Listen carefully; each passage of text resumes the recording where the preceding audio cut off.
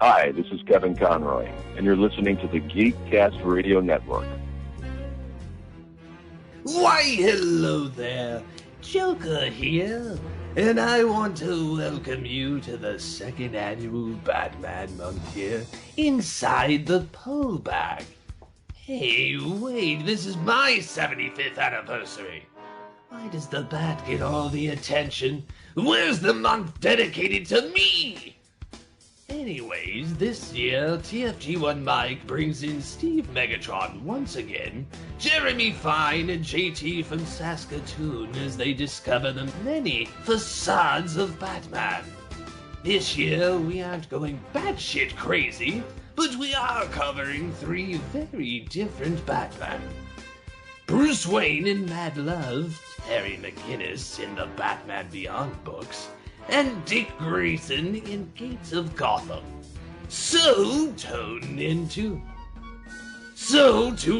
Channel Joker for all things motherfucker. So tune into Channel Joker for all the bat worshipping you can handle. The joke's on me, apparently, for my 75th anniversary. So jump inside my garbage scow and listen to the second annual Batman month here, inside the Poe Bag.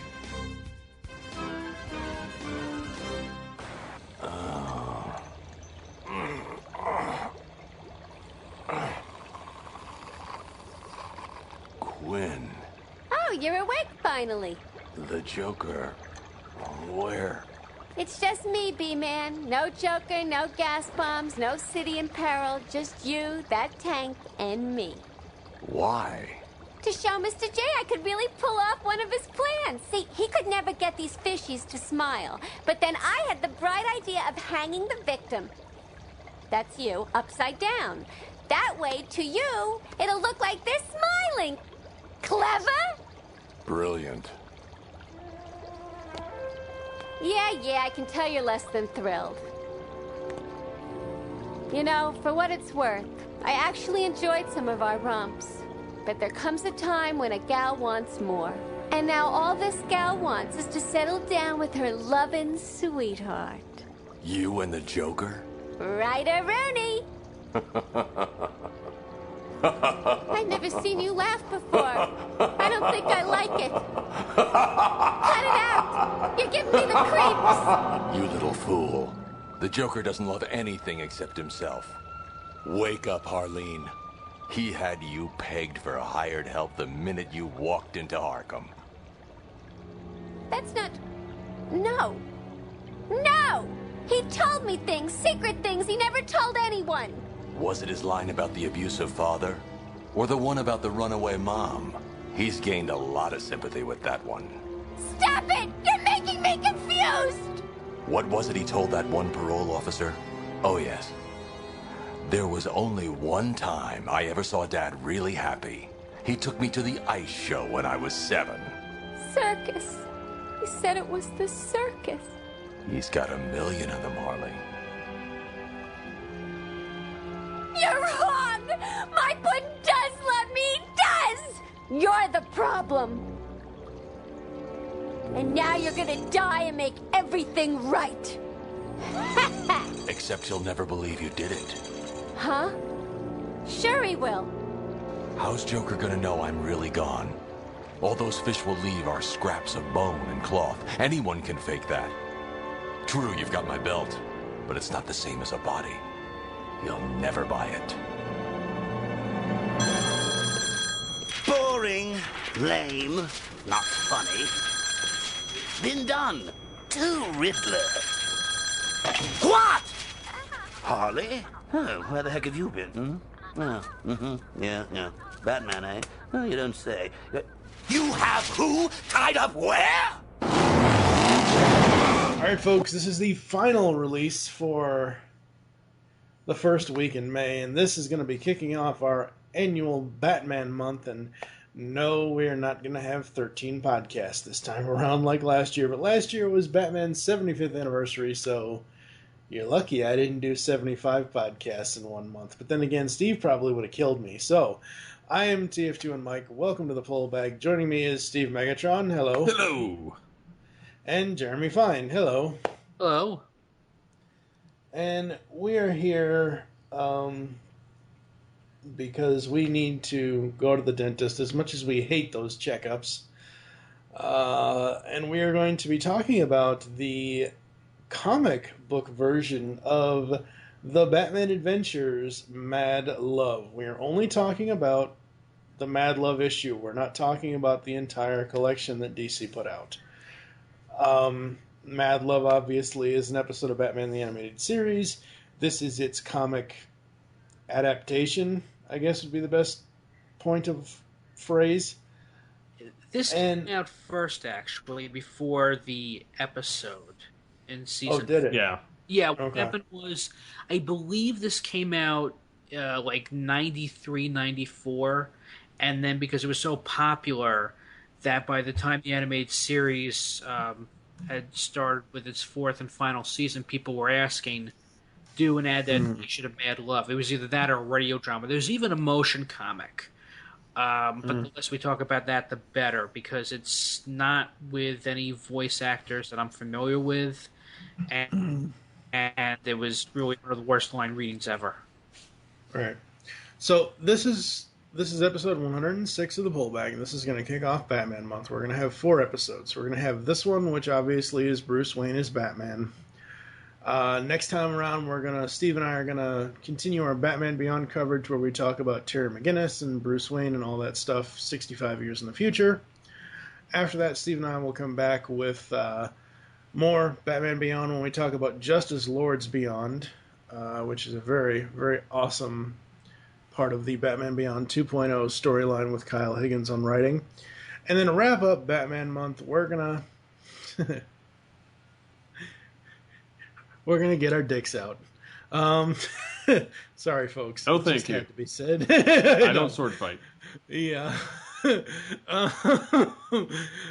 going to be traveling back in time and talking about the 5-issue series that DC did with Scott Snyder, Kyle Higgins on writing, various artists that I don't have the info pulled up, but we're going to be talking about Batman Gates of Gotham, when Dick Grayson was Batman, because I think at that point in time, Bruce still had his back broken, or something or other, but we'll get into the history of that later, when we get to episode 109 of the podcast.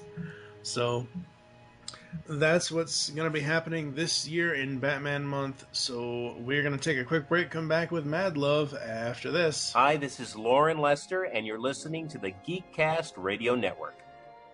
Have to apologize to the kid. No respect for tradition. Let's just pretend the whole thing never happened and do this some other time. Okay.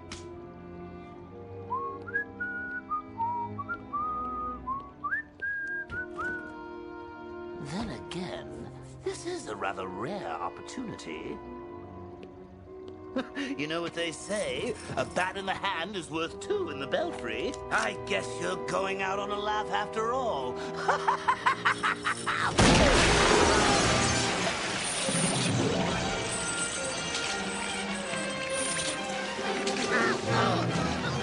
Real funny, Batman.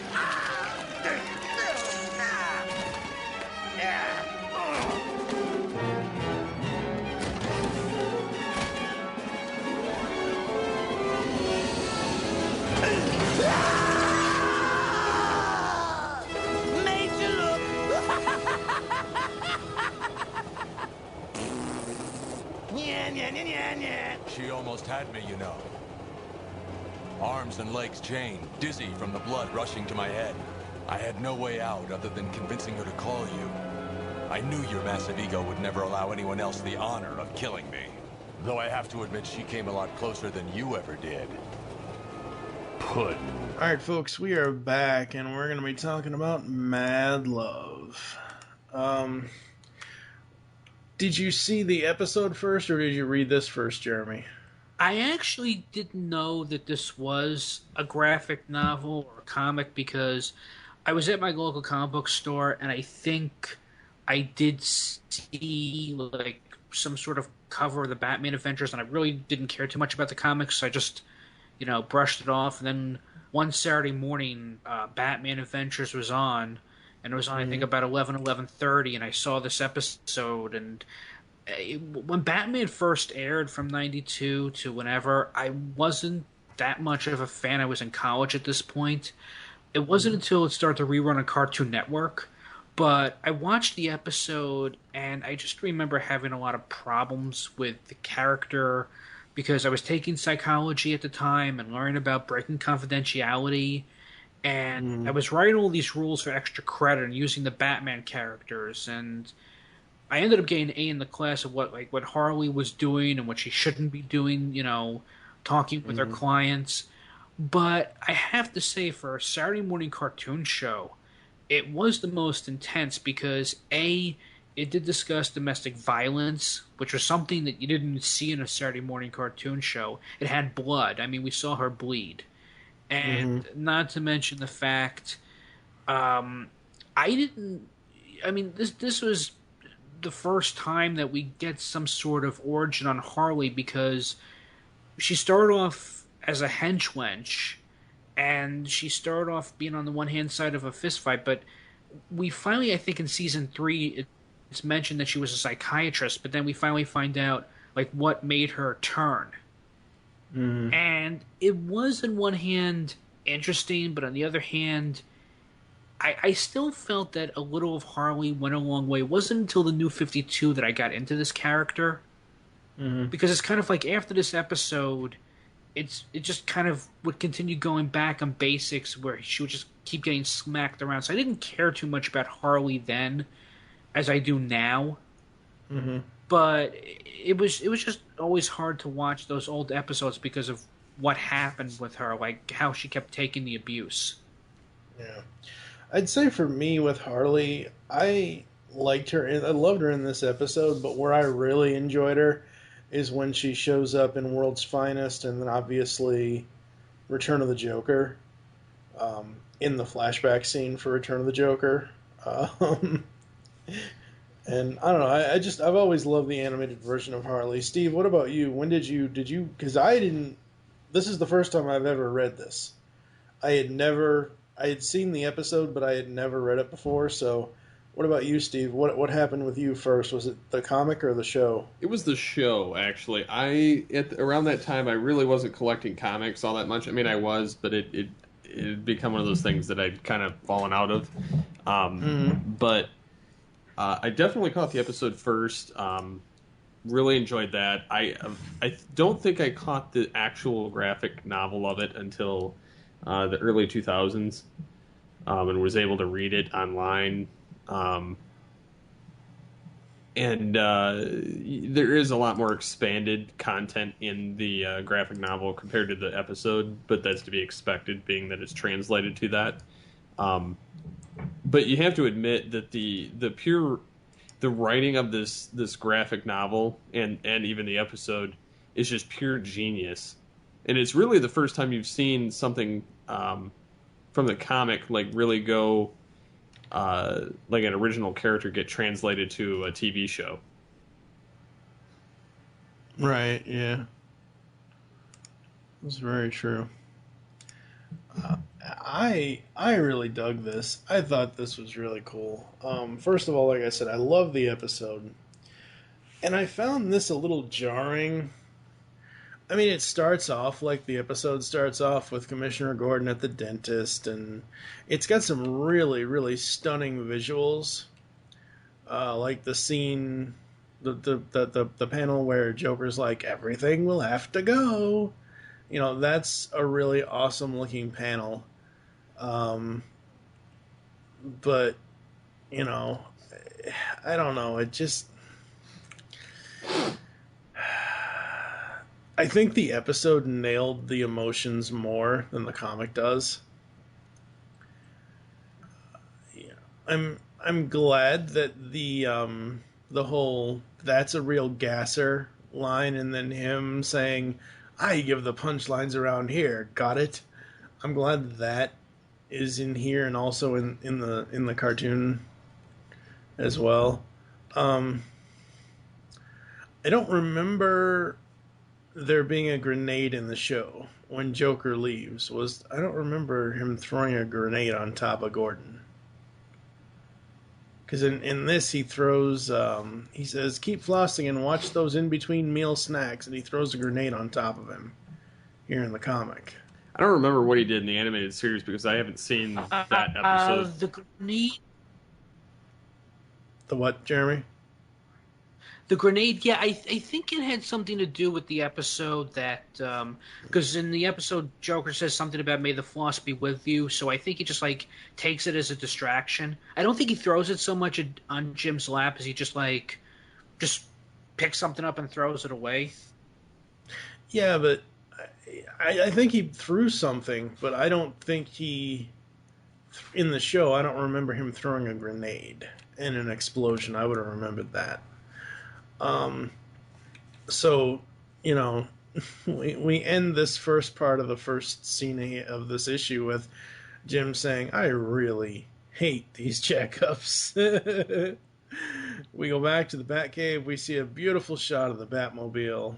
Absolutely awesome. And for the creative, and the reason why I waited until this long to talk about the creative, is because it doesn't happen until here. We have Paul Dini and Bruce Timm on script, plot, and art. Bruce Timm and Rick Taylor are the colorists. Tim Harkins is the letterer. Darren Vincenzo was the assistant editor at the time. Scott Peterson was the editor. It says special thanks to Glenn Murakami for art assistance. Obviously, Batman created by Bob Kane. I am so glad that they nailed the Batmobile here. And they didn't... I mean, all the designs here are very much... I mean, this is supposed to be, you know, all about the animated series. You know, so I'm glad that it's Tim on art for the most part and whatever else. I think the only thing... Wasn't this at a time where this was the new Batman Adventures, right? You said this was the 4th season.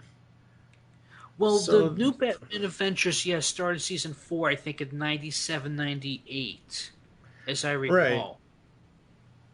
Oh, they probably didn't have the designs for it at the time. I was going to comment on then why is it the BTAS outfit and not the new Adventures outfit? Because it's the classic, you know, dark blue and gray and yellow and black. But that's probably because they didn't come up with the designs for that at the time. Well, yeah, when this came out. It's definitely from the new Batman Adventures because it's when Joker gets his streamlined look, but he has no lips. Yeah. And no, like, whites in his eyes, really. Yeah. Well, I don't know. As much as I love the art, the inconsistency on Batman's costume, that's a little off-putting for me. I wish they did this in the black and gray.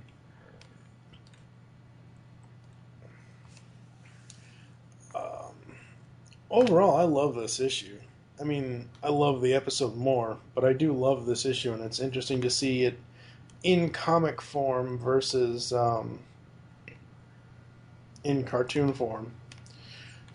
Anything else you want to bring up about this, Steve? Anything that you really enjoyed about it? Anything you really wish that they could have changed? I wouldn't say anything changed. I actually enjoyed the story either way. I think it's a nice addition, adding a layer to the Joker that not only a henchman, but somebody that clearly wants to get it in his pants more than he wants her to, for the fact that he wants to defeat Batman, but can't seem to figure out why or how. And she's sitting there dressed in lingerie, trying to get his attention, and he's just like, "Get the hell away from me! I'm trying to fix something." And then she finally figures out how to make his joke work, and then it's just not funny to him. So I mean, it's the whole thing is rather funny how it kind of goes down, and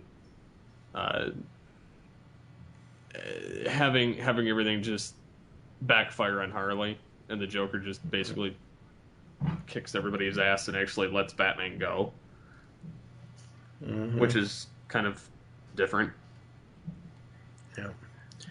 I love her narration on the whole thing. I mean, obviously this happened in the cartoon series, but I love how the narration, and like Jeremy said, we actually get to see inside her mind, and we see, you know, what she was feeling. It still doesn't give us an example of, it still doesn't give us an explanation as to why she's so fixated on the Joker now.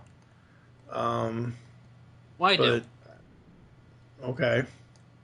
I think the thing was is that Harley, and this was during pop psychology.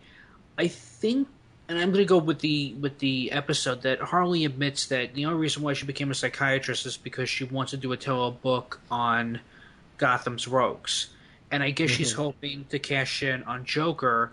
And my feeling is that in this comic, which they didn't show in the episode, she wasn't doing well in psychology. So we see that she wears a short skirt, she flirts with the head of the psychology department, and she ends up becoming an intern at Arkham Asylum.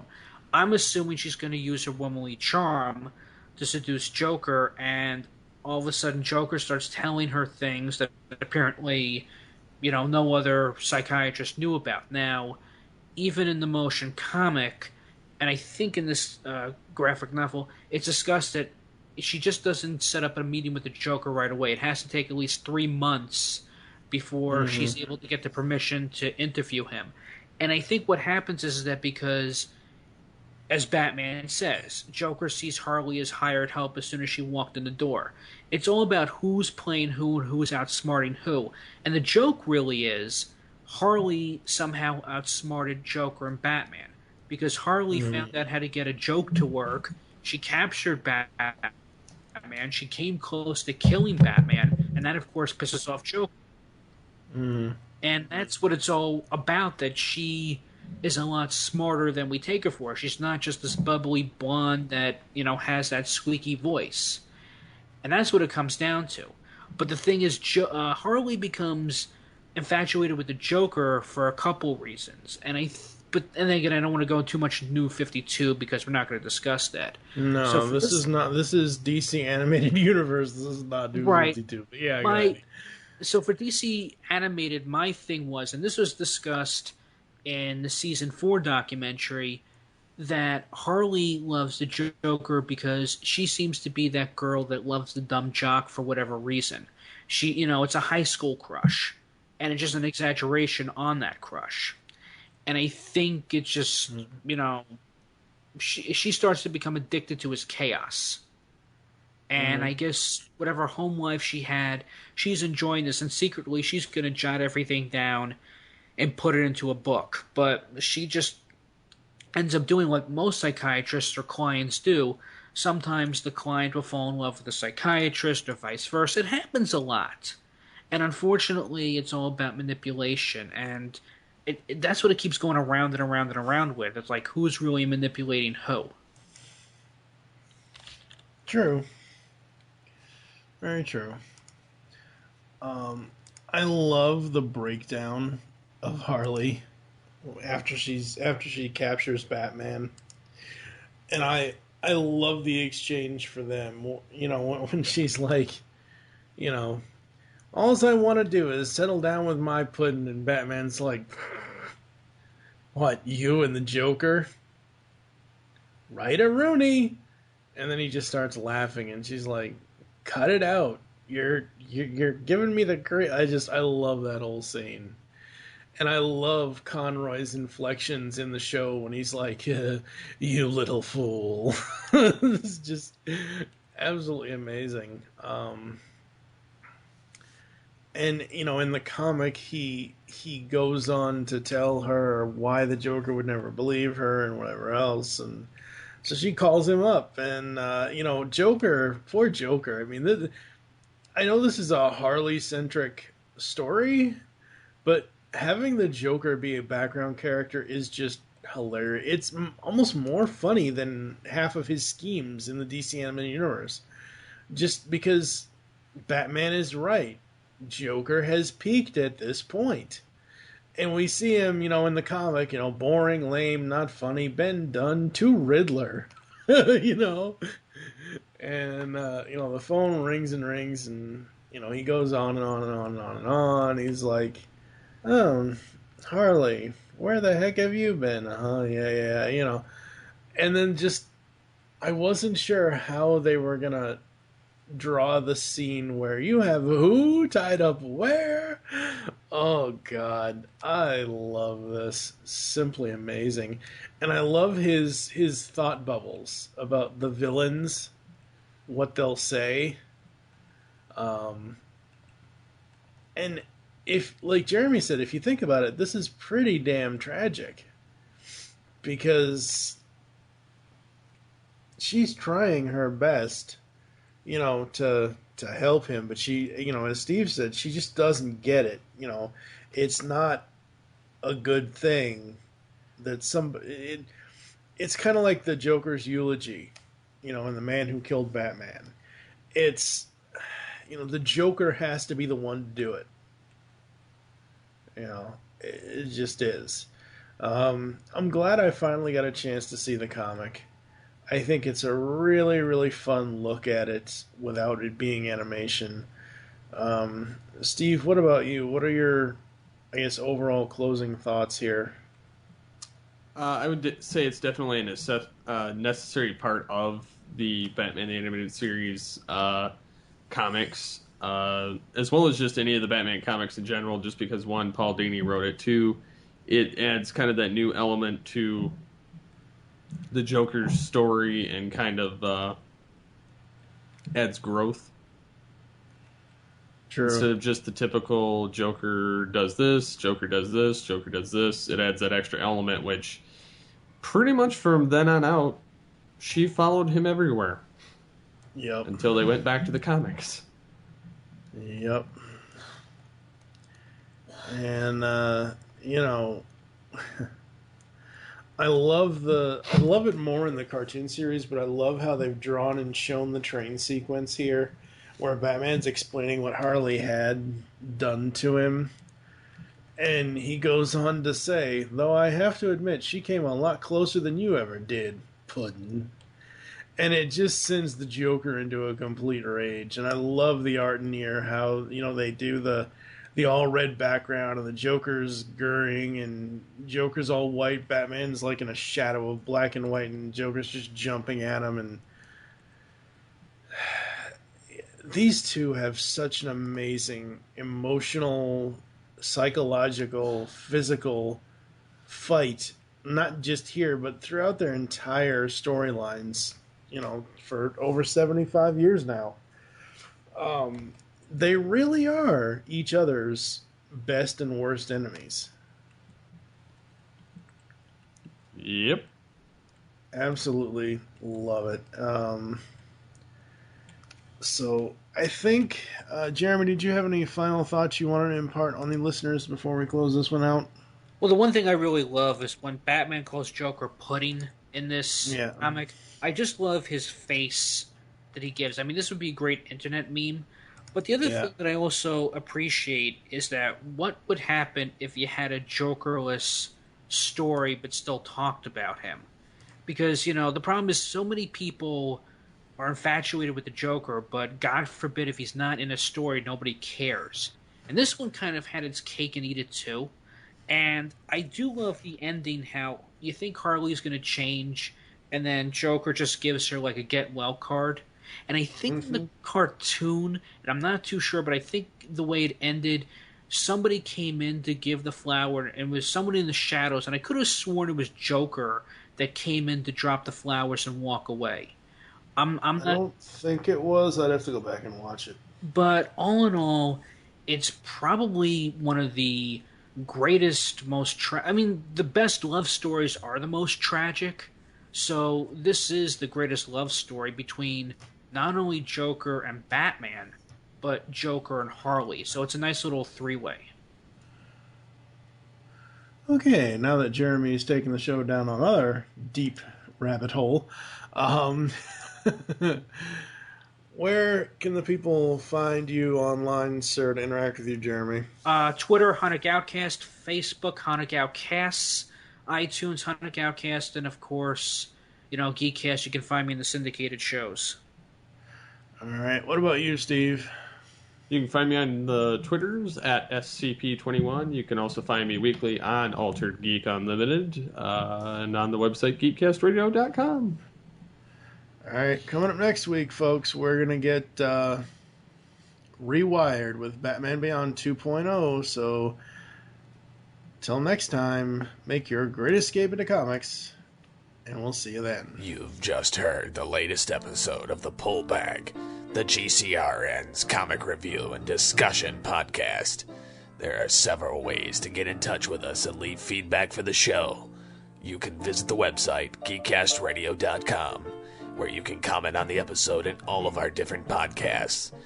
You can rate our show on iTunes. Be sure to leave us feedback. Call the voicemail line, 502-526-5821.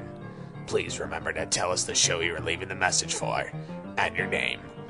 Become a fan of us on Facebook by searching Geekcast Radio Network. Send us an email feedback at geekcastradio.com. Follow us on Twitter at geekcastradio. So until next time, make your great escape into comics and unleash the geek in you.